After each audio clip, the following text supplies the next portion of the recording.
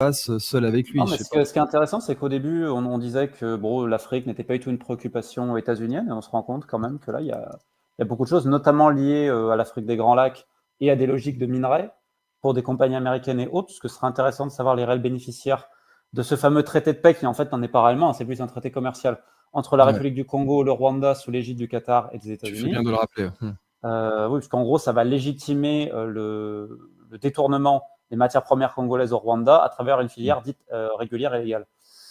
Bon, Bah, et on bref. est quand même sûr. Tu te rends compte qu'il y a il y a de quoi rembourser toute la dette américaine en RDC. Alors, ils peuvent pas sortir ça évidemment en 4 ans, on est d'accord, mais dans le sous-sol de la République démocratique Il y a du tout. Congo, t'as minimum 40 000 milliards de matières premières, et encore, hein, ajusté du prix qu'elles coûteront dans 5 ans ou 10 ans. Or là, Trump et Musk sont en train de se friter, et même comme tu l'as vu, Musk veut créer son propre parti, ça y Ah, est.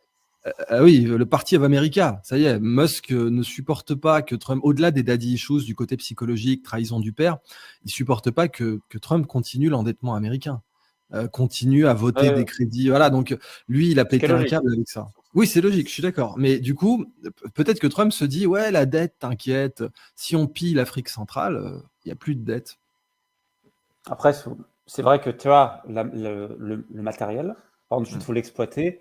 Et aujourd'hui, malheureusement, en RDC, tu n'as pas forcément, pas toujours, en tout cas pas dans tous les endroits, les ateliers et le savoir-faire, pas tellement en Bien termes de sûr. compétences, plus en termes logistiques, en termes de sécurisation, en termes d'acheminement, etc., pour Mhm. justement valoriser ta matière première et ensuite pour pouvoir Mais l'exploiter. c'est pas les Américains qui vont les installer, ça, c'est plutôt les Chinois.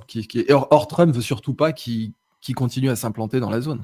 Sachant aussi que tu avais en RDC, avant, l'un des grands maniaques était, je crois, un Israélien, si je ne dis pas de bêtises, qui Oui, avait sur le été. diamant. Voilà, notamment. Donc, il y a toujours eu beaucoup d'influences étrangères dans cette zone-là, Mm. même déjà à l'époque des années 90, suite à ce qui s'est passé au Rwanda, où il y a quand même eu de multiples influences étrangères.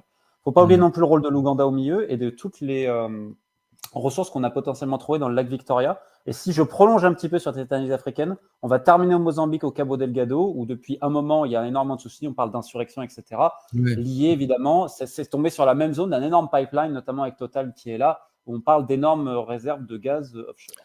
Ah oui, tout à fait. Dans tout le canal du Mozambique, il y a énormément de. Bah, peut-être que c'est ça. Alors, soit Trump ne calcule pas et se dit après moi le déluge, ce qui serait bizarre parce qu'il a quand même toute une dynastie qu'il veut placer, y compris son plus jeune fils qu'il est vraiment en train de contribuer à placer. Soit en fait, Trump se dit allez, en fait, on va rester un empire, on va aller pomper les ressources partout où on peut les trouver et notre dette, ça va glisser tout seul, quoi. Bah, il y a un vrai côté, en tout cas, de deal commercial à travers ces soi-disant deals de la paix, ça c'est certain. Ouais, ouais, bah là